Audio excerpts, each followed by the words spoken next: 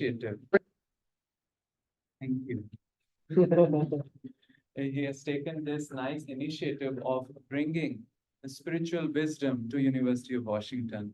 I'm happy because I was here for 1.5 years, 2018 and 2019, half of that, and then had commitment also later on. So it's like my alma mater, you can say, right? So thank you for doing this. And thank you for all of you to come here also. It's long weekend. It's called the long weekend, right? Yet you came, so I'm very grateful. I didn't make slides because I've realized that perhaps the education settings, sometimes there's a digression of slides and the person slides the person. So I wanted to speak and interact and discuss, but I'm using this board to mark some key words because we're talking about goals, right? And they say that the goals really become goals when we write them. When they are here, they're not goals. When they come out on the paper, when they're crisp, clear, and you can see them, then they are goals. Isn't it? Otherwise, we make so many goals, right? It's called, what is this called? It's called the fantasy world. Even that is good. If you can write it on the paper, then it becomes Harry Potter. But if it's not written on the paper, it's purely fantasy. It's fantasy square. And then that is not appreciable. So goals, we will discuss, hence I'll mark it. So you will have some key words, key points to take with you. Okay? And I hope the audience here will be able to, they are able to see, and thank you to the Zoom audience also. So first we'll begin with the meaning of education. So this word is the Latin word. Anybody knows? Education, this is a Latin word, comes from educare. Maybe there is some accent somewhere there. It means to bring forth, to, the dictionary meaning is to train or to bring about something. Generally the words have a root verb, like even in Sanskrit, we talk about bhakti, right? And you've been talking about this. Bhakti comes from a root called bhaj. And in Sanskrit, every root has a definition. Bhaja iti sevayam prakirtitah. Prakirtitah, it is said that bhakti, bhaj root, is used in the sense of sevayam, seva. We do something. So similarly, in Latin also, we have roots. The root here is duco. The duco root, it just gets transformed and becomes educare, which becomes education. And this also means to bring about. Now, this is very interesting. Education, according to this definition, doesn't mean you are filling in something. It doesn't mean you have a bunch of modules and lectures and knowledge, and you grab a person who has registered in a course, fill in the knowledge, and that's education. No, it's not. Education is you bring about something which is already there, or something you will keep on receiving in the society. Education means to bring about the best part of it. So there's a different paradigm, and it's very encouraging. Otherwise, as a result of education, we all would be becoming carbon copies, correct? We are all containers. Somebody will come and download artificial intelligence module. What will be? Some artificial intelligence module holding carbon copies. And that's not so encouraging, right? Everybody is unique. Their manifestation of their uniqueness in the society is very unique, and that's encouraging, right? Diversity. So just by the very definition of education, we feel hopeful and uplifted that it is bringing forth something which is there in us. Okay, so that's the first thing we can remember. Now, what it is trying to bring forth. To understand this, we'll take a small example. And as a course of my discussion, we'll also pause and I will encourage you almost to the point of volunteering you to share your reflection. Okay. A reflection means it's not a question. You can ask the question also, but you're most welcome to share the reflection, which means what stuck with you. Okay. So, what is education? It means to bring about, lean forth. What? So that is, I'm glad I have 3 pens here. First aspect of it is, I'm very happy and finally feeling like I'm teaching again in UW. Because when the pens don't work, you feel like a professor. Now, this is not SS Rajmouli's RRR. What was the RRR? Anybody know what did it stand for in SS Rajmouli's RRR? I think it earlier began with the name of the folks, right? Rajmouli, then Ramcharan, and who was the third guy? Ramarao. N.T. Ramarao, right? So Ramarao. But then they later perhaps would have thought that this is too much narcissism. We can't have our own names as the name of a movie, so they put Rise, Roar, and Revolt. Rage also. So maybe R to the power of 4. What is this RRR? This will be the, thank you. This will be the first, you can say, the golden keyword through which we'll understand the goals of education. RRRR stands for remove, reduce, and reform. I'll explain this. Let's take the example of hairs in our body. Now, we don't have to educate the hairs to grow. They grow. But then we do something with them. Either we remove the hairs, we don't like them, so we remove. Or we clip them short, we reduce them, right? Or we reform them by changing the color, by changing the texture. Does it make sense? That's what we do, right? Any other example? Well, it's my pet peeve in America. The nails. Remove, reduce, and reform. There are many, many varieties now, isn't it? What has this to do with education? Okay.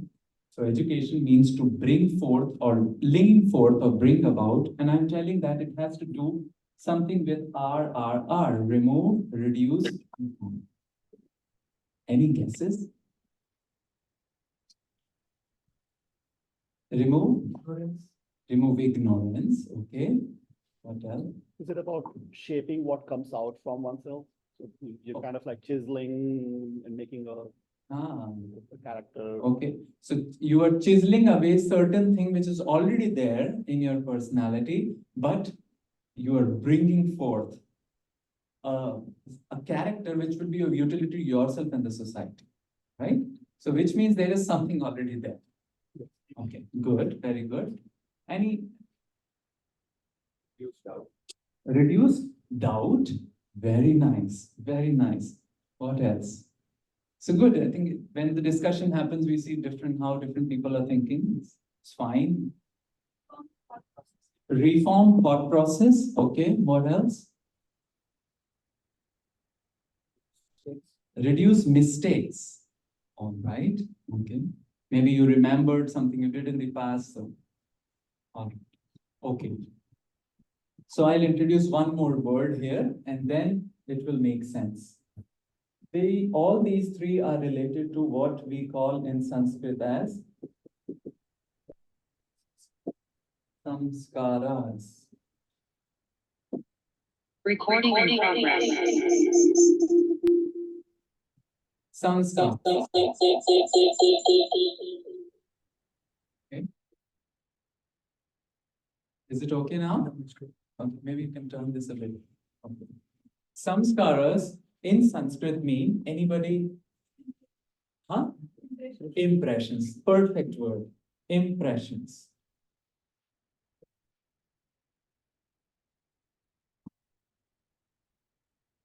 Unsavory impressions, savory impressions. We are very much impressionable entity. In fact, people say that our whole psychophysical body, this is physical body, psychophysical body, is highly impressionable, almost like a plastic mold. There are different impressions and depressions there. Have you seen some plastic balls? You punch them and the depression comes, and then you punch from the other side, the depression comes out. Actually, we are so much impressionable entities. So there are some savory and nice and memorable impressions in our psyche, and there are some really unsavory. Something which hold us down, something which we even don't want to confront, almost like a horror story.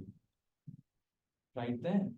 In fact, that should create a great compassion in our hearts towards everybody else. Why? Because they may be living a story in their hearts which is born out of many challenges, isn't it? And therefore, we often say that let a person write his or her own story, it might become a bestseller. You know, there are people writing bestsellers, but each of us also has a story. The way we have gone in the world and faced the challenges, made the choices, everybody's story is unique. Externally, we have a particular form, but the inner form, they say psyche form, is because of these depressions, is quite mangled. Sometimes there is fear, and sometimes there is enthusiasm. Sometimes there is hankering, sometimes there is contentment. And oftentimes these oscillate a lot. Is it only me or people feel it that way? Sometimes there's a conflicting emotion and it oscillates at a very high, hertz. And you can almost burn your random access memory because of the oscillation. So, this model which I am presenting, well, goals of education, everybody thinks about goals of education. We think about goals because unless there is a goal, we won't act concertedly, isn't it? Where we are, if we don't know where we have to go, it just can branch out. At least when we know where we want to go, we can take some path. So goals are important, and educationists and corporate people and etc. They talk about goals. They talk about money. They talk about satisfaction. They talk about happiness, right? These are different goals. But our yoga wisdom, Yoga Sutras, Bhagavad Gita, present a model of dealing with samskaras. And this is called the internal goal of education. How do you deal with the samskaras? Just like we deal with our hairs. Reduce, remove, reduce, or reform. What do we remove? Those horror stories, fear stories. Have you ever heard about OCD? Obsessive Compulsive Disorder. I was researching on it, and then I came across a YouTube clip from a movie. I think it was Leonardo DiCaprio. He goes into the restroom and he's cleaning his hands. Cleaning, cleaning, cleaning, cleaning. Or he takes out a nice case from his pocket, and in it is his soap, which he carries everywhere. For what? Cleaning. Cleans, cleans, cleans to the point of bleeding. Then he stops. Then he goes towards the door, right? Now he has to touch the knob, right? Which would mean it will become dirty. So he's hiding behind the door, waiting for what? Somebody else will open. As soon as somebody else opens the door, he runs away. And then later he comes out and says, did I clean it properly? So it's a mess. Sometimes it's a clinical issue where we should get treatment.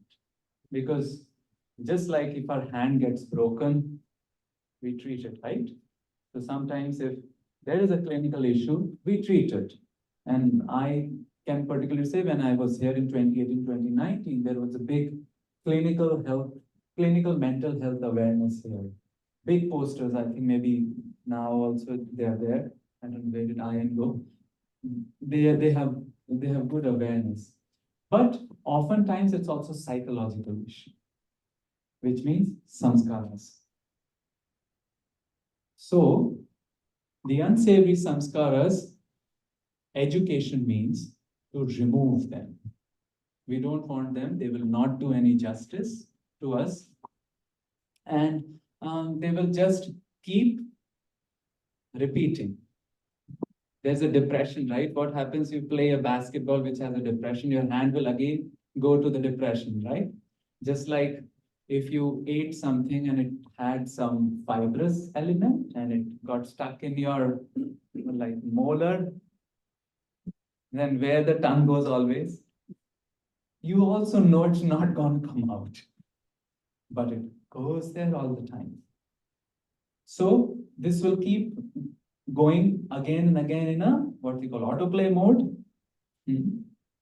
So we don't want them. Hence, it needs to be removed. Welcome. Remove those unsavory samskaras. Okay. Reduce. Reduce what? So certain things are we don't need, like fear we don't need. Or if we are holding grudge against somebody, it's like holding a coal in our hands. We'll get burned. So kind of offering and seeking forgiveness as much as possible. We might not forget, but we freely dole out forgiveness. So if you want it, take it. And if somebody forgives us, yeah, we are grateful. So those are the unsavory things we want to completely remove. But what do we want to reduce? Huh? Fear, yeah, ideally fear should be made 0. What do you think? What do we want to reduce? That, yeah, it may not be good to remove them. So there are those things which lie in the middle path. Come again? Negativity, actually very intelligent. Have you seen there is one of my friend has recommended me this animation movie long time back called Inside Out. Know about it? It's a psychological movie. They have done a lot of research in how the memories go. So there was this girl in this movie called Joy. And then there was another girl called Fear. Now Joy and Fear reside here. And Joy has the jockey stick of control. And every time the fear will come near her, she will just shoo her away. Just go there. You're creating all the sad memories. But later she found out that sometimes the memories could be a combination of sadness and joy. So I take your comment in that light. That maybe some of the negative things we might not remove, but maybe they can be reduced and combined to create sweet memories and things like that. That's fine. Bhagavad Gita gives the answer of reduce. It tells us things in life need to be balanced. And that's also why we give great credit to Gautam Buddha for his middle path. What's the middle path? Be balanced in eating. Be balanced. So now we cannot say this person is gouging too much. Completely remove the eating habit. No, you will die. We need biofuel. This is a bio machine. So what do we need? Biofuel. So we can reduce it and make it balanced. And especially as we become older, we can just remain happy by seeing gulab jamuns. Dare we eat it? Good luck. So reducing that urge. Balanced in eating, balanced in sleeping. Sleep for 10 hours. It's almost like a chain reaction of laziness. A small word about laziness. It's in Sanskrit called pramad. Anybody heard about it? Mad word means intoxication. Mattata, Matwala, Hindi mein, I don't know. Matwala bolte hain, we say matwala. So mad. Pramad means like top of the charts.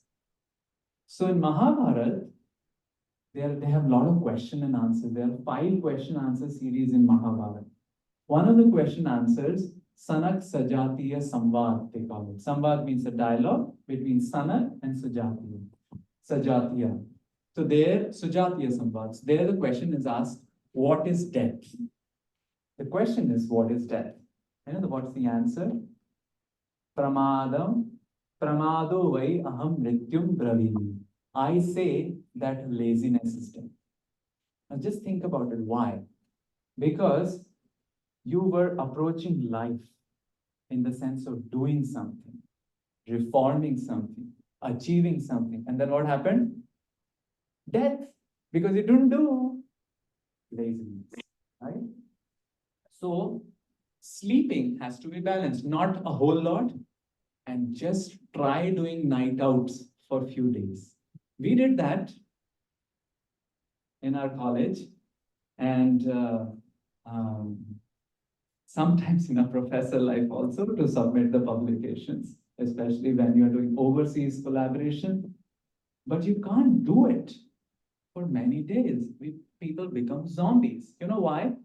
Because the body needs to, a lot of things get broken down in our body when we are working and not asleep, but they get repaired when we sleep.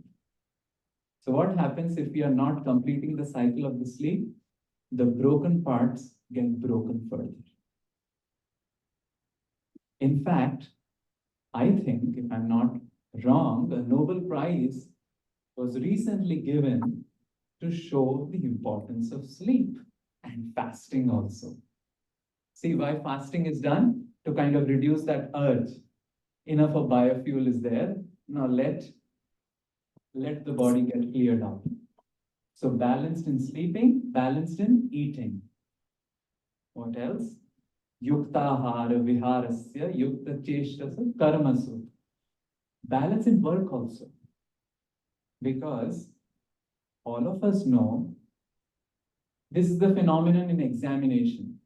Have you seen last minute there will be a whole section of students who will be gouging up the book at the right moment. They want to get all the information right here maybe, and then when the examination paper comes. But ask them also how much it really works, isn't it? Creativity levels, right? Does creativity increase by all the time working? People they suggest that for creative endeavors, sometimes you have to detach from the very thing you are doing. Whatever, especially for the authors, they say, write it, forget about it for a few months. Then you come back again, then you realize, what did I write? It's also talked about if you have to write an angry mail to somebody. Write it, forget for 24 hours, and then come back. You would have to delete it because you'll realize, jaldi kiya, I did it too soon.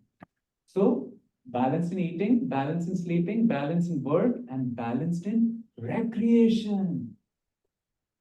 In fact, this balance in work and recreation goes hand in hand together. That's the reduced part. we overdo everything. Days of night outs, days of concurrent sleep. Concurrent sleep,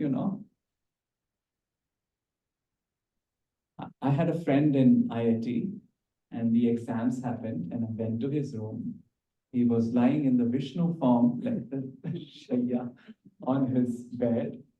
And then I saw on his computer, there were 21, around 17 to 21 tabs open. And every tab was a movie going on. I couldn't understand how can he watch 21 movies around, but exam ho gaye, ab. And then when the exams happen, you will see people sleeping for many, many hours and then perpetually lying in the TV rooms of colleges. This oscillation will make our psyche go unbalanced. That's what Krishna is saying. Do everything. Don't remove these urges, but control them. Balance it out. So that is the remove, reduce. What is reform? So we did Rajmouli, Ramcharan. Let's go to Ram. What is reform in the sense of education? Reform thought process. I think somebody, reform the thought process. Maybe turn negative moments into something of learning. Yeah, crisis into greatest pillar of success. Beautiful. What else?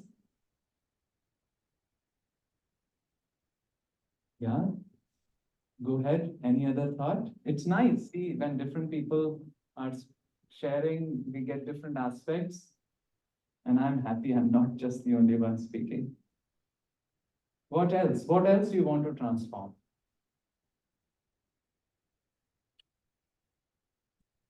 Envy into love.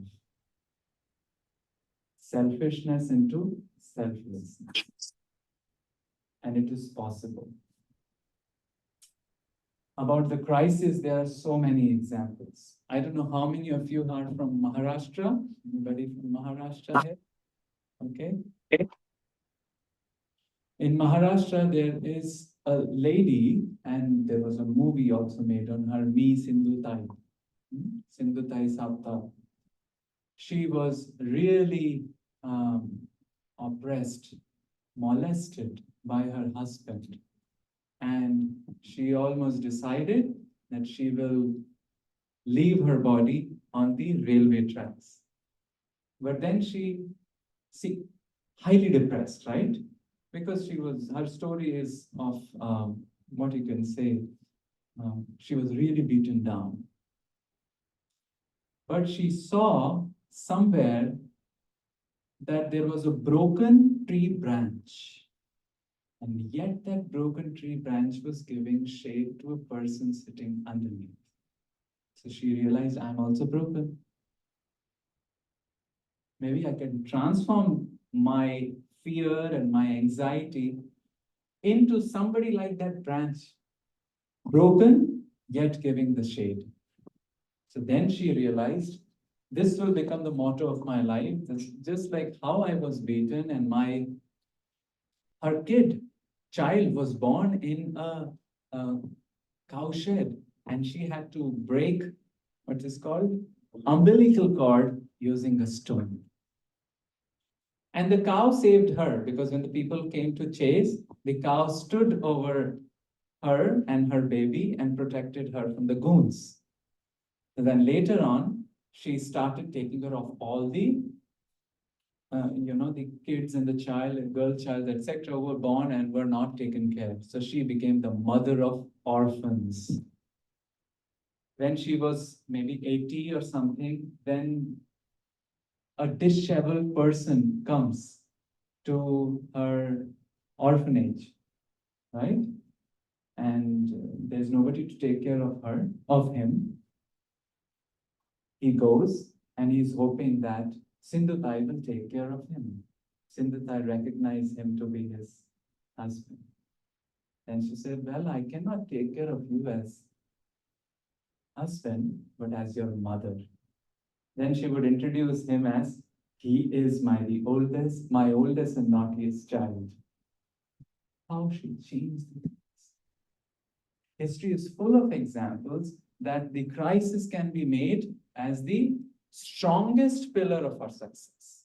And there is a concept used in other religious literature, which is called falling. Generally, we say falling down, right? It's called, you don't fall down, you fall on first. Which means you go higher only, isn't it? Because whatever does not kill you makes you stronger. So that's the thing, we reform our thinking process. Now, of course, I'm indicating all this, a lot goes behind how you do it, what you read about it, mentorship, association, that's a different thing. But the goals of education, which are mostly touted in the society as happiness, money, and things like that, the yoga wisdom turns it around and says, first the internal goal or the internal goal is to R samskars. Because we see it. Have you heard about Hitler? Germany got defeated in the World War I. Hitler, Germany had to sign this Versailles Treaty, right? In which they were not allowed to keep any arms. So it was a big humiliation. Then they tried to organize a coup and Hitler was imprisoned. In the prison, he wrote his book called Mein Kampf, My Story. That's a bilkul, you read, I haven't, and I don't want to, but people say that it's a whole book of sinister ideas. Now later on what happened? Rest is the history. He started to completely decimate all the Jews. Such was the decimation that there was no word for it in the history, in the lexicon, in the dictionary. So a person who survived the concentration camp came up with the word genocide. Side means to kill, geno means a whole particular race. Now, he was not drinking alcohol. I have heard he didn't even smoke. He was vegetarian. And the country was progressing in terms of engineering. They had a Blitzkrieg airplane fleet called Luftwaffe. But what did the person do?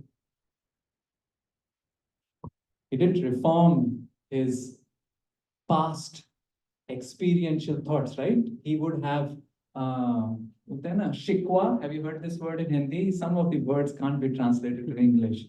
Shikwa, some grudge against, the Wests who have got the German to sign Versailles Treaty. But he could have reformed it, right?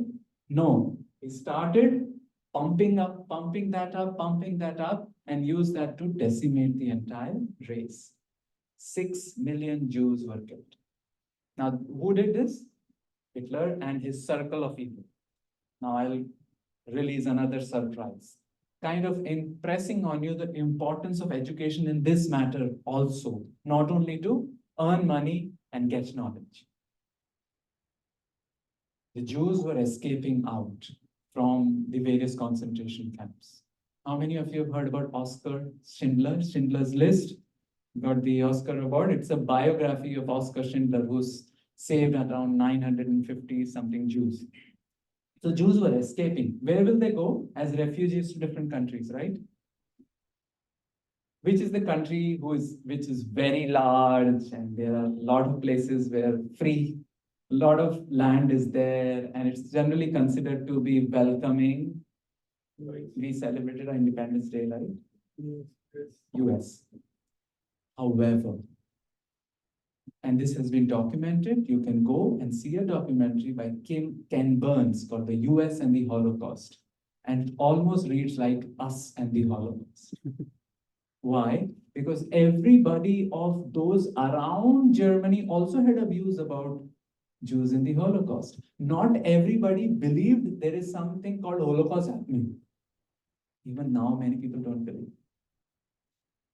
And US turned them down, turned the refugees down. The statistics show that if US would have allowed, 1 million Jews would have been saved. Why didn't they allow? Because they held again a thought process that they are inferior race, we are superior race. So what's the use of education if we get a lot of knowledge and we can make a lot of gadgets and we can make artificial intelligence based judges? But if we are biased, what will the judge do? The artificial intelligence based robot, it will be biased. Actually, that was our research when we were in UW, detecting bias in AI systems. So, there was a Times article, there was an American bride and an Indian bride showed to a computer, AI tagging system, right? Artificial tagging system. So when it looked at the American bride dressed in white gowns and things like that, it tagged as no marriage. When it looked at the Indian bride with Indian dress, it tagged as culture. And this became the the starting point of the discussion that AI systems can be biased. Why? Because the people who are building the AI systems are biased. So what's the use of plain technology, plain vanilla education, if you don't have the flavors of remove, reduce, and reform the samskaras impression? That's why it is called the internal goal of education. Okay, so far so good. So we'll pause for 2-3 minutes and we'll take reflections on this first part of our presentation. What stuck with you? And questions I think we'll take in the end. Yeah, and but quick reflections, just 1-2 minutes. What stuck with you? Anything striking or anything you disagree?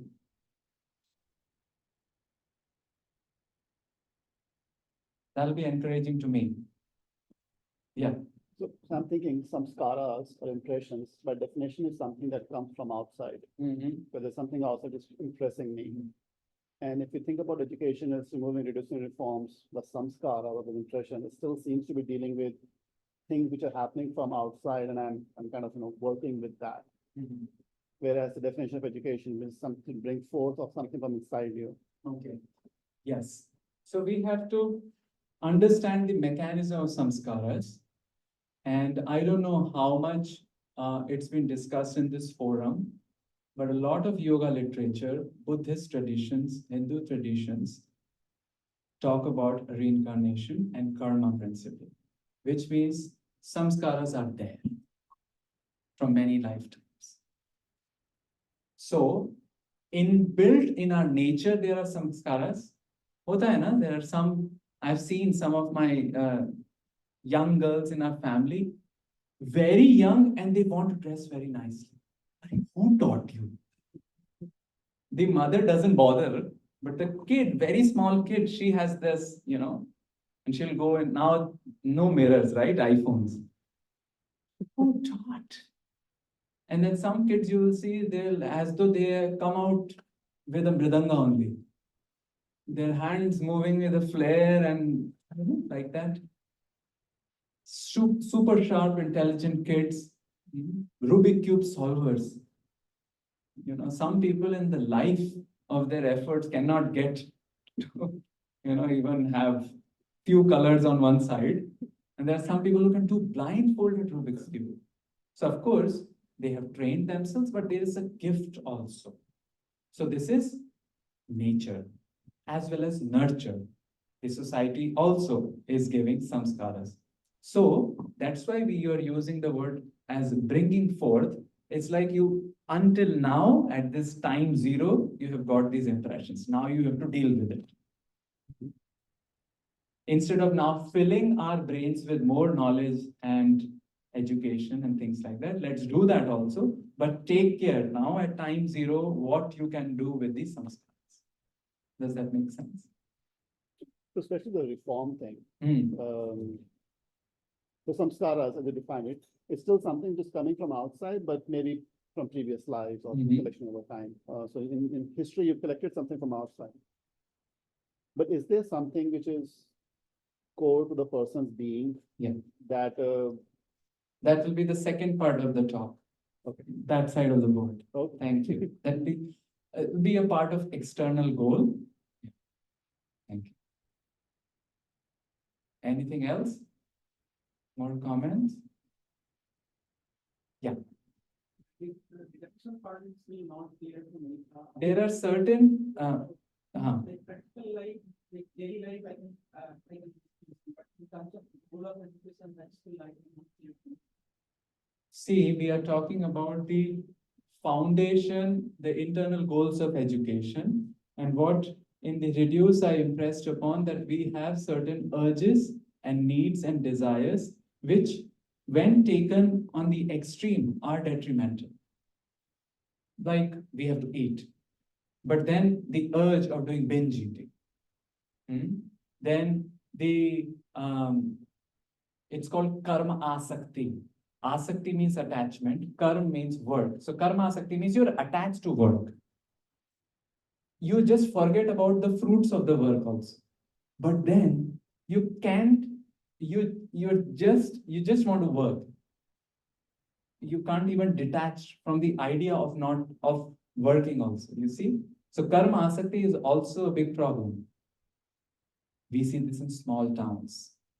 80-year-old grandfather, 60-year-old son, and 40-year-old uska son sitting together on one counter and fighting. I say, Papre, you have 80 years, you're 80 years old. Now you should retire and give it to your son. No, all three will sit in the shop. Have you seen it in small towns? It happens. Nobody retires. But Gita and the other texts they talk about wind down. We wound up, now we have to wind down. Reduce. Reduce the karma asakti. We reduce the desire for the karma phala or the fruit of the karma, but we also reduce the karma asakti, the attachment to it. Does it make sense? So, very quickly now, we'll go to the, and this will be a much shorter part. The whole topic is intricate. Many sages have thought about it, and certainly we cannot do justice in 1 hour. But I wanted to give you like some keywords for you to think about, and maybe we can discuss more during the lunch time like that. And for the lunch, you don't have to reduce your appetite. External goal. So internal goals are the foundation on which this model of education is built. External goal means how we'll try to operate, execute. Okay. So these are the 3 principles which are also given in your text. And some of you might find it helpful because many students have talked with. It has helped give them some perspective. So these are external goals of education.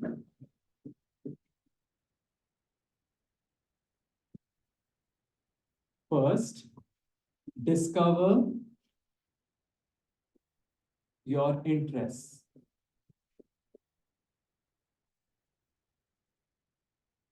These are the internal goals in which we are talking about samskaras, managing the samskaras. But how we would operate in the world, climbing or standing on these inner goals. First, maybe in the beginning, somebody got to tell us what to do, but that continue for ages. That can't continue for ages. We have to discover what we like. Each of us has a different psychophysical nature, and we have different interests. Many times, we are living somebody else's lives. So it is an onus or a burden on us to discover what really interests us. We are all unique entities, and great if we have association and mentors to soundboard the ideas. You know, the soundboarding, make somebody sit and he or she is just a soundboard. You just talk with them. And through that, you discover your interest. And this is also a lifetime process. Sometimes in 5 years, the interests change. In academia, we used to have a joke that every 5 years we'll do another PhD. In the sense that what we did in PhD we'll forget, we'll do some research, and then after 5 years we'll do some other research. Then the joke goes on, how will you figure it out? Well, attend a conference. So I had a professor colleague in Stanford. He was busy working in information theory and communication, and he got bored. And then he goes to a conference and randomly, an MIT conference, randomly sits in biology track. And there they are talking about genes and things like that. His thing starts getting activated. So he started this whole area called information theory of genes. 5 years. So we have to renew our interest also, but don't disregard this. What was that movie? Three Idiots. Mera beta XYZ banega. But then the beta figured out what he had to do. And that's important for all of us. Second, okay, I just want to indicate one more thing here. Krishna also mentions this in Bhagavad Gita. Arjun, you know the little bit backdrop. Arjun wanted to quit and he's arguing with Krishna. I know I defeated all of them in a trial match. He defeated them in a trial match when he was hiding in the Virat kingdom and all the armies had come. And now it's a real match. And he says that I cannot fight my relatives. So I will go and beg. He's a king, but he says, I don't have to fight. I'll go and beg. And Krishna is chiding him. Beg, somebody will give you 1 paisa. You'll say, at least my caliber is of $10. At least give me $10. He has that fighting blood, right? So he will push for. So Krishna is telling, Shreyan swadharmo vigunaha paradharma swanishtita. Do your duty even though imperfectly instead of doing somebody else's duty perfectly. What do you think? Why did Krishna say that? Because sometimes when we are young and by some luck or by some great help, maybe we'll be able to do somebody else's duties very nicely for some time. And we'll give up our own interests, duties, responsibilities. And then we'll realize after 1-2 years, I was not made for this. So, not here, not there. And why did person change his duty? Because he was faced with crisis in his constitutional duty. So he thought, okay, love at first sight, and then hate at first, fight. It rhymes. Love at first sight, hate at first fight. That happens with our constitutional duty. This is what Krishna is telling Arjuna. You are meant to fight. This is a righteous kingdom you have to establish. You practiced it. So for 13 years, Arjuna never slept properly because he was gathering his allies. And now it's a final match. Just because you're faced with this emotional trauma, you cannot quit. And the whole Bhagavad Gita is kind of helping him out. But this verse in 3rd chapter is so important.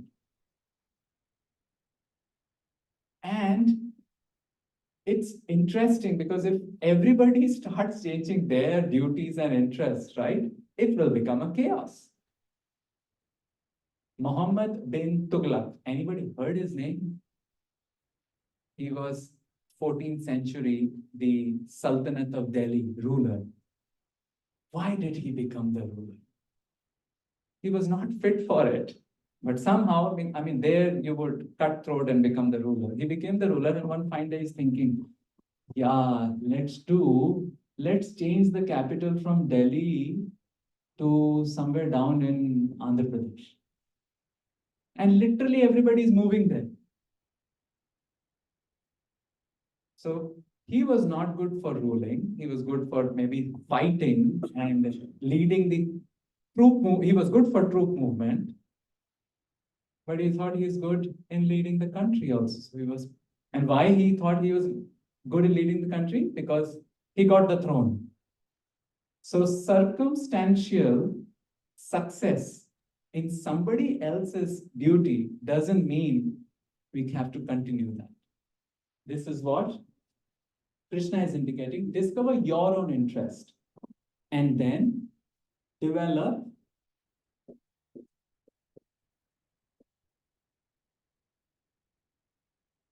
qualifications. Discover your interest, but then you have to execute it. Krishna is not telling develop the greed, but develop the qualifications so that you will do justice with that interest. And the third thing he's telling, which kind of comes to the point, related to the point which you were selling, is discern through a divine plan. You might develop your interest also, discover your interest also, develop the qualifications also. But still, there is a K factor. We call it Krishna factor. Understand the big picture through spirituality. That yes, we have to deal with our mind. Samskaras are in mind. We have to develop our interests and develop qualifications. But in the end, we are spiritual entities. We have a three-dimensional existence, bodily level, psyche level, and a spiritual level. And all the entities in spiritual levels are also part and parcels of a divine supreme being called Krishna. So in the end, you might be doled out a plan which is not according to what you have planned. So Krishna is also telling that be patient. Bhokta, Bhoktaram Yagya Tapasam Sarva Loka Maheshwaram. This we call the peace formula of Bhagavad Gita. That ultimately there is somebody else who is the proprietor, controller, and enjoyer. We are all tiny, tiny controllers, but the ultimate control rests with the supreme divine being. This really releases the steam. Otherwise, we become a worry machine. And this understanding this doesn't mean that we are pessimistic, that oh, nothing is in our control. Well, what's actually in our control, really? 4 years ago, this situation would be unheard of, right? And one of the short stories, sorry, I'm talking about my own book, I wrote about a future pandemic. So when the previous pandemic was going on, I made my friend read the short story I wrote about the future pandemic, and he was saying, no, no, no, no, not again. But we don't know. So Krishna is telling that discern, make a judgment of the situation also through divine plan. And hidden understanding here is that we are ultimately spirit souls, spiritual beings, and we have an intimate, eternal relations with the divine being Krishna. And all the internal and external goals are also to aid in having us make that link, which we have forgotten. Okay, so I'll stop here. We have 4 minutes to go till 1:15, and now we can take questions, reflections, corrections, suggestions, feedback.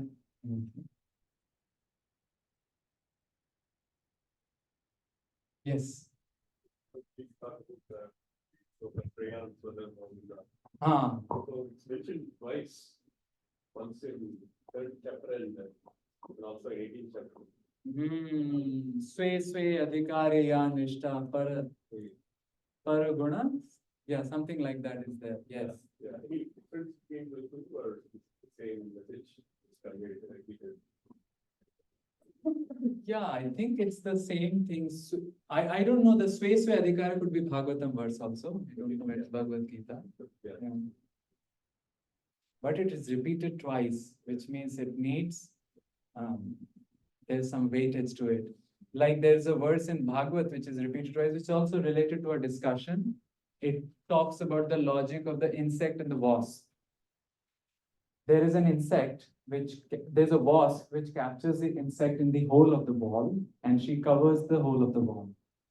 And the myth goes that the insect, samrambha bhaya yogena, with samrambha means like fearfulness and anxiety, the insect keeps thinking, abhi aayegi, khayegi. She will now come, she'll eat. The insect transforms into wasp. Just by thinking and completely thinking about wasp. This is the one verse. The second verse, which is around the similar thing, it says, Pura Rupam Asantyajan. Even without leaving the body, the insect becomes wasp. Now, this is crazy. Actually, this means whatever is our state of the mind is over matter. So, don't worry about whatever body you have, you will almost become what you are thinking about. So in yoga literature, it is called, if you are angry, you're no different than a tiger or lion. In fact, some in yoga literature, people joke also, if you have a mirror of your inner psyche, if you're angry, you might just look like a tiger. What we have become, and just it's a matter of time, Bhagavad Gita says that for the reincarnation part, what we believe in will be the next body we get, so that there's a continuum, cosmic continuum.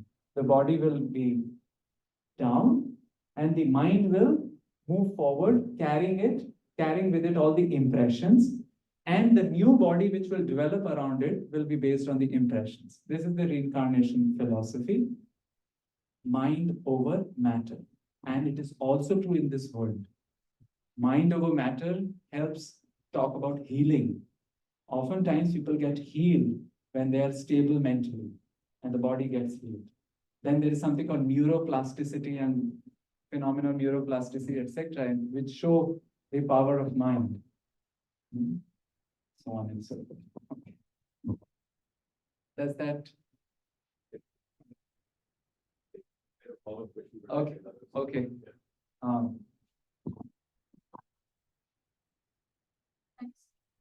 Like the escape challenges they have.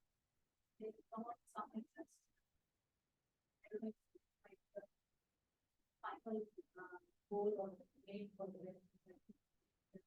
Just to avoid the current situation, somebody comes up with some stressful use it and then drops it, or things that are where I'm going my easier than what it is. How to handle this? Yeah. See, all these, for now, they look theory, right? Almost like a theory. They work best in the petri dish or the crucible of good association and mentorship, in which at least we discuss pros and cons, whether the short term or long term, and you are spot on. Sometimes we want to choose the easy path instead of the right path. The right path is always not easy. And actually, this is the struggle in Bhagavad Gita also. Arjun wants to choose the easy path, not the right path. So, what if we see others doing that? Well, if we have control in their lives, maybe we can gently talk with them. But these days, we hardly have control in others' lives. If it is happening in our life that we figure out that I've been pursuing something which has not been nourishing to me, I should change it. Let that happen over a period of time, not overnight. As they say in English, you have to sleep over it for some nights, maybe some fortnights, and discuss with people, and oftentimes journal it, write it down. Let what is going here come on the paper. oftentimes when it comes on the paper, we realize it's just the mind jumping around, right? Um, so with sufficient prayers, contemplation, thought, and soundboarding with other people, then we can maybe if we may come to understand, this is the new area I should pursue, right? Then do the best, leave the rest. Because we cannot also do so much analysis. We don't know the full picture actually. We really do not know the full picture. So it's always a calculated risk and a reasonable faith, isn't it? Calculated risk. It's not full worst case analysis done, right? Full risk analysis we can't do. We take a calculated risk and we go with a reasonable faith. Full faith, we don't know. Does that help? Yeah. Other reflections? Yeah, what stuck with you? Does that help a bit what you asked? Yeah. We can discuss more. Yeah. Suppose regarding the third point, discern divine plan. Mm. More often, actually, we are trying to discern our own plan rather Yeah, than. I mean discern through divine plan. Yes.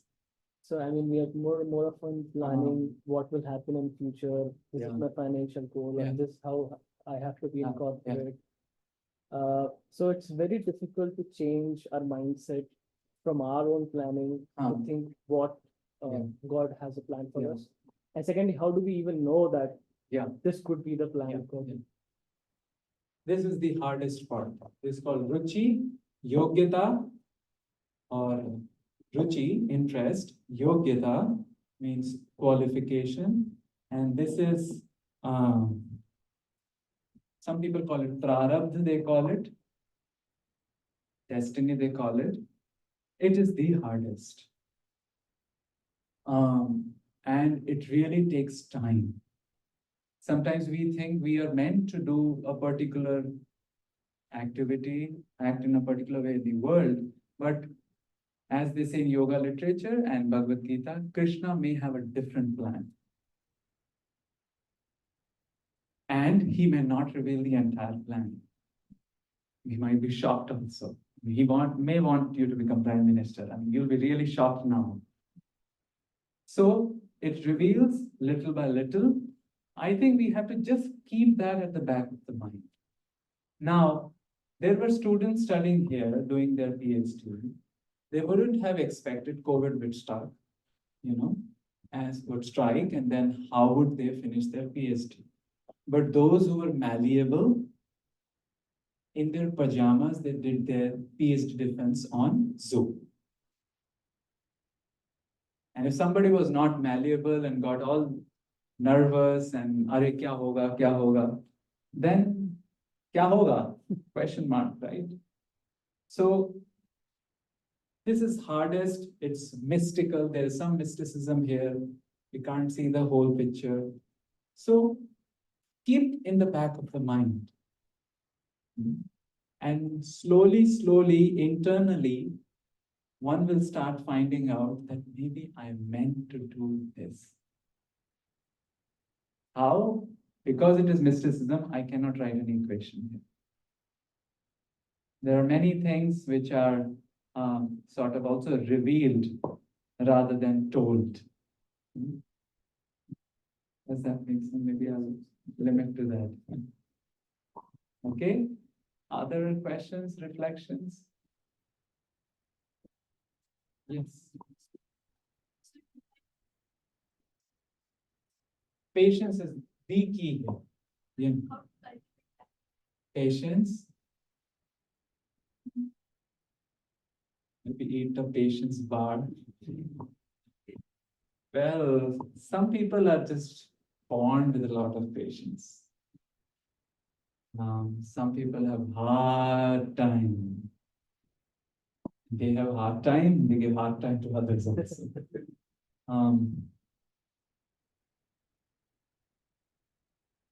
The Bhagavad Gita talks about that whatever activities we do or whatever the world is can be stratified into three colors.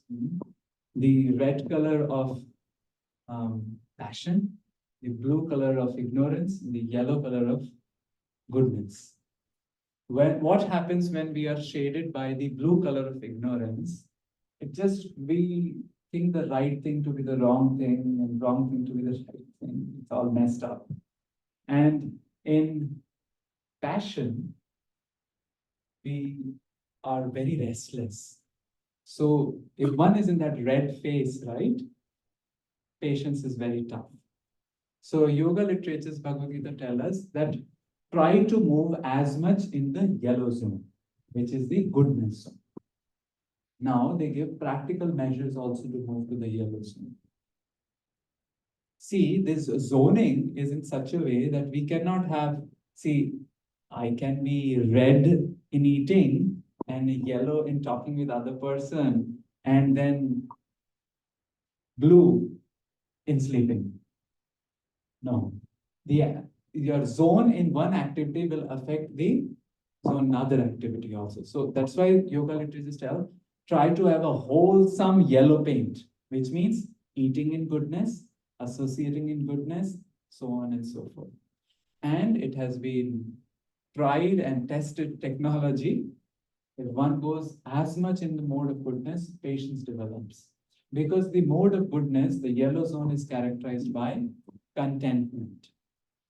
And they call it sthane sthita, jis, wherever you are situated, shruti gatan tanuvan manodhir.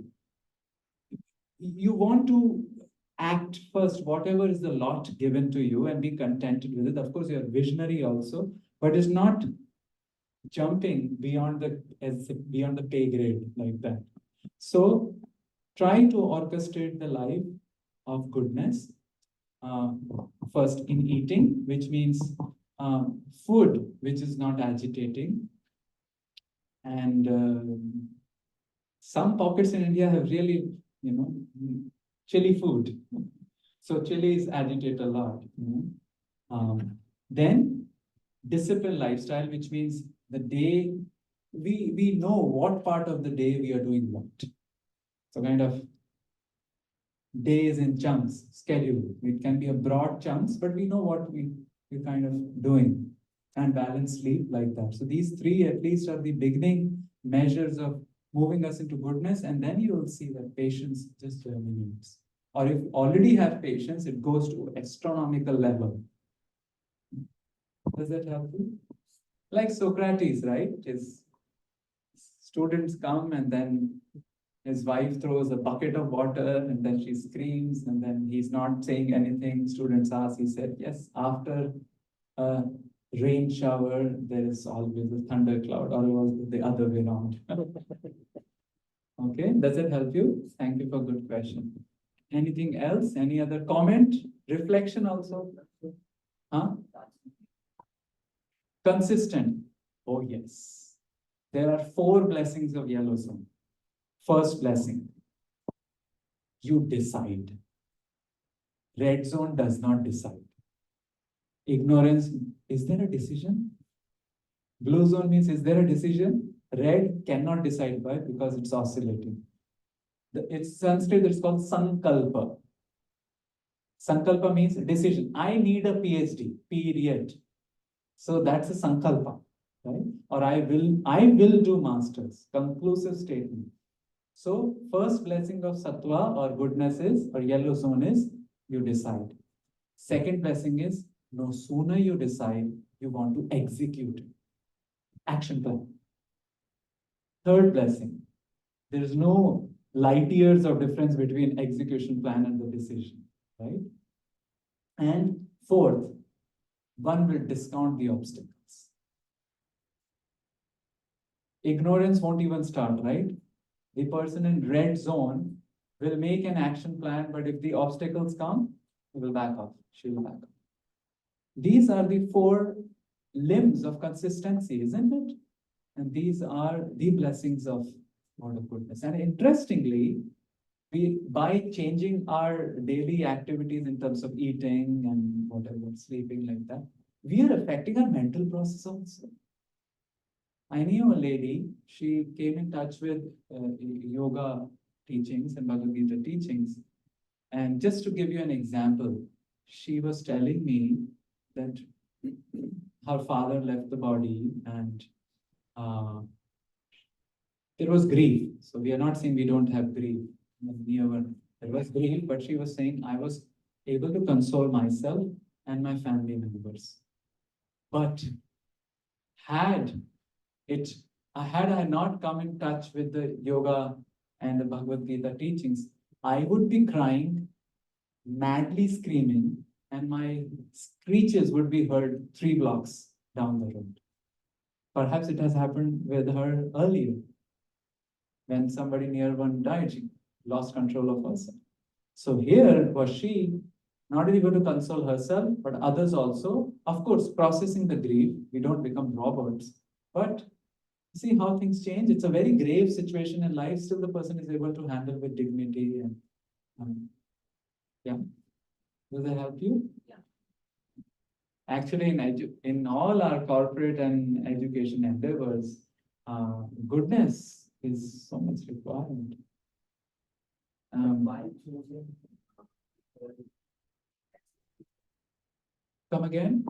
Last thing that we choose, right? Doesn't need to. Why it's a choice? Yeah, choice, right? When we need choice, we also say the consequences or think about that. Say that impacts. Well, it's the best choice. I mean, not everything is subjective. There are some objective things also in life, right? And certainly, if you between blue, red, and yellow, yellow really operates best.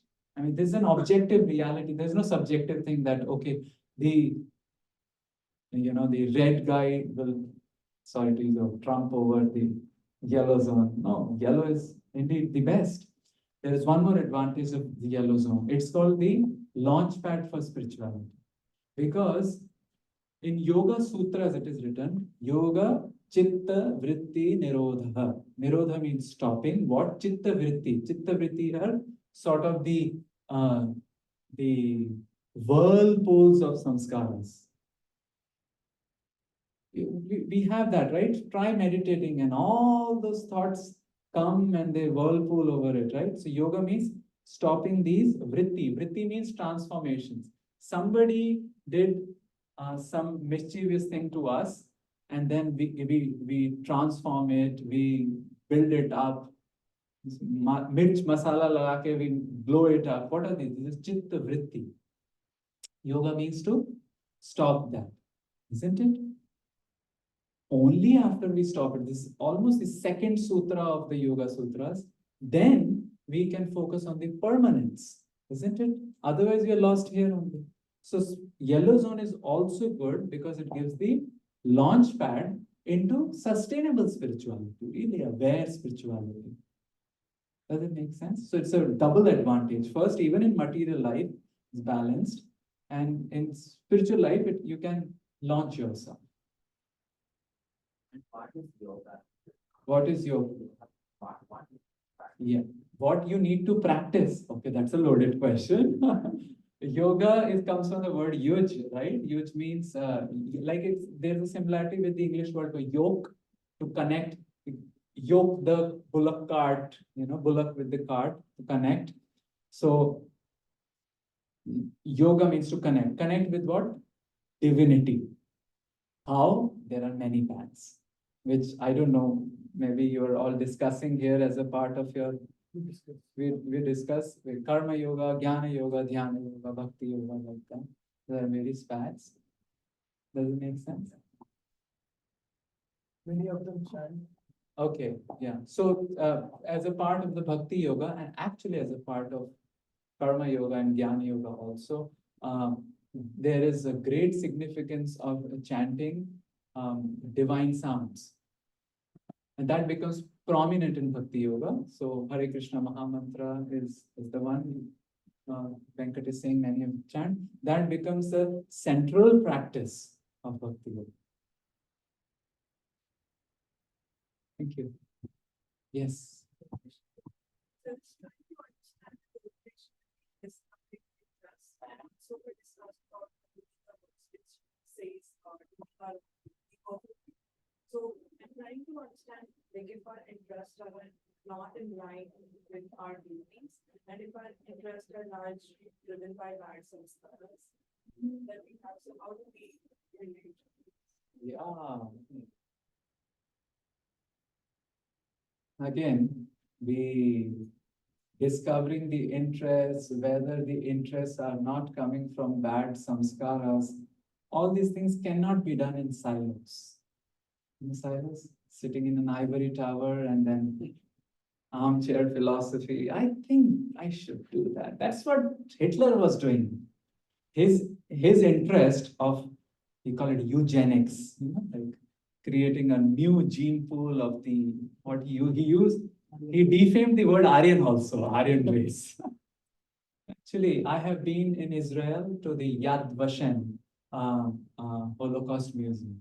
You cannot come out of it with a dry eye because you see all those sabke boots and all. I mean, it's crazy.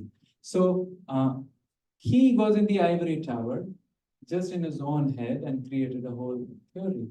But conscientious people, sincere people, would like to have such discovery happen in association, where there's a check and balance, and there's accountability.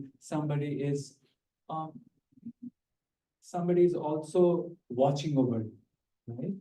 That's why they say if you have to walk faster, do it alone. But if you walk longer, better do it with somebody.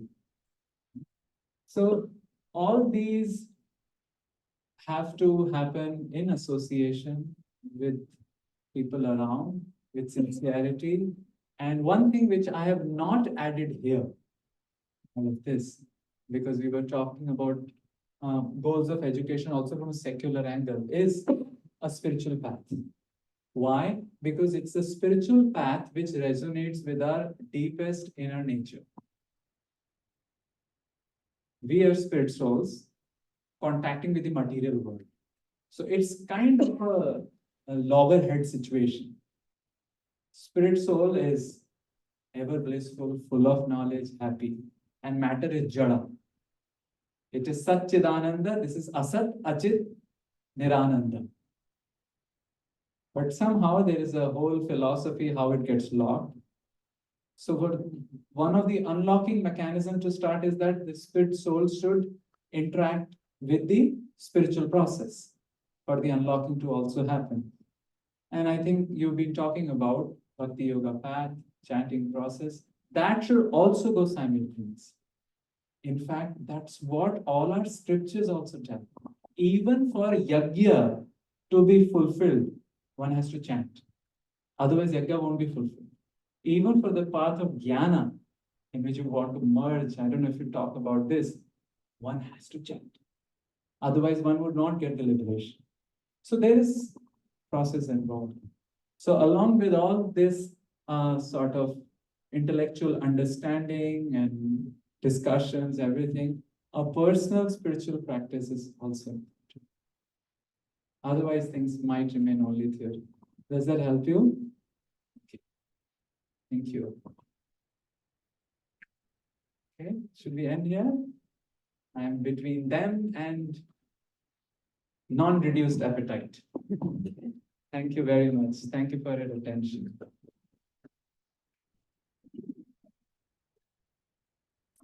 Doubts, questions?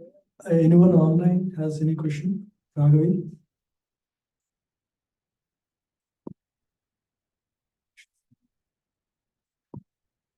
Thank you, Himanshu, for enlightening us with both external and internal goals of education.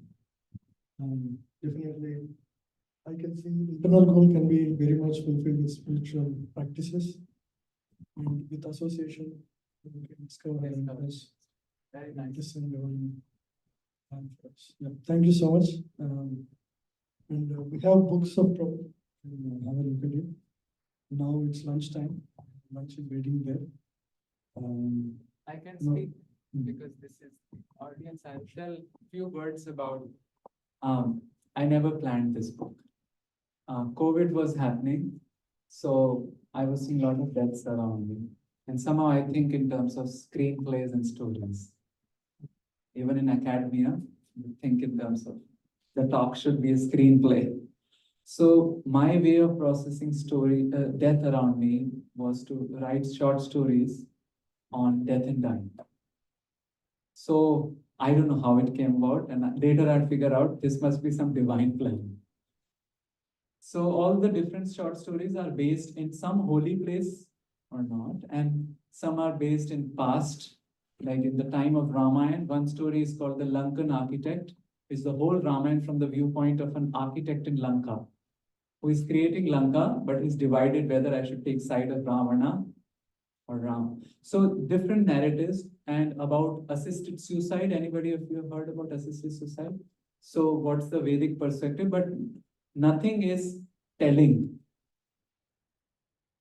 It's showing by short stories. So somebody can just read, and it's all of the lessons are there inside. And this was my way of processing.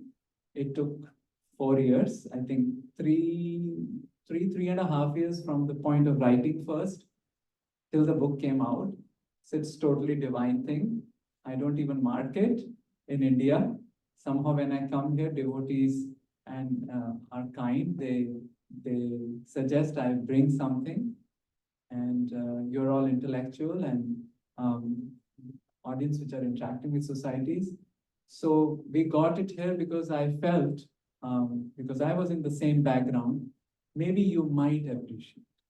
Some stories are about NRIs, and you might be able to relate with them. So that's what I wanted to say. Thank you.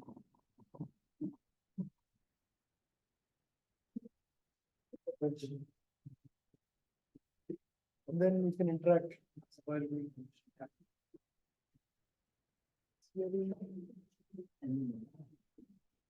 We're ending the call now.